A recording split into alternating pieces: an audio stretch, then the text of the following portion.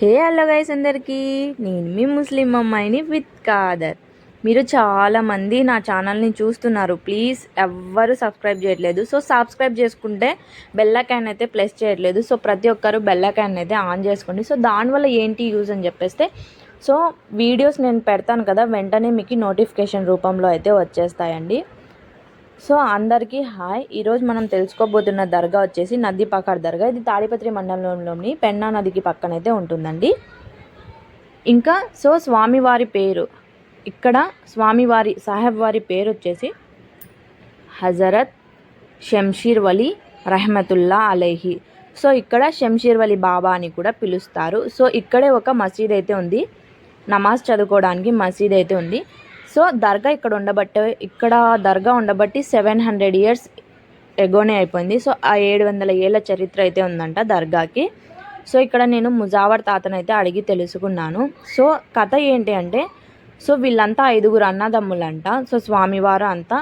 So వీళ్ళు ఎక్కడి నుంచి వచ్చారంటే తుర్కిస్తాన్ అనే దేశం నుంచి వచ్చారంట.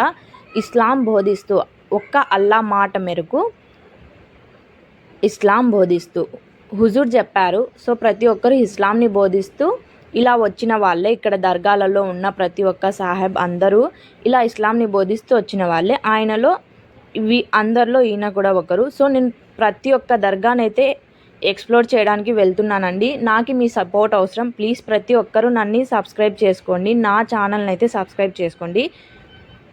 ఐ హోప్ నాకు ఒక సపోర్ట్ వస్తుంది. ప్లీజ్ ఎక్కడ స్కిప్ చేయొద్దండి మన వీడియోస్ని. నేను మీ ముస్లిం అమ్మాయిని మరీ గుర్తు చేస్తున్నాను, ప్లీజ్ సబ్స్క్రైబ్ చేసుకోండి. సో అక్కడ నుంచి ఇస్లాంని బోధిస్తూ తుర్కిస్తాన్ నుంచి అజ్మీర్కి వచ్చారు, అజ్మీర్ నుంచి ఇక్కడికి వచ్చారు. ఇక్కడికి ఇద్దరు వచ్చారు, హాజీ వలి సాహెబ్. మనమైతే ఎక్స్ప్లోర్ చేసాము, హాజీ వలి దర్గా కూడా వెళ్ళి చూడొచ్చు, ఫుల్ వీడియో ఉంటుంది. సో పూర్వంలో ఇక్కడ ఏమన్నా అద్భుతాలు జరిగాయా తాత అని చెప్పేసి నేను అడుగుతుంటే సో చెప్పారనమాట. యాడికి దగ్గరలో మేకల సంత జరుగుతుందమ్మా. పూర్వంలో దగ్గర ఒక 100 years బ్యాక్ అనుకుంటా. సో అప్పుడు ఏం జరిగిందంటే, ఒక 100 మేకలు తీసుకొని వస్తూ ఉండేవారు యాడికి నుంచి.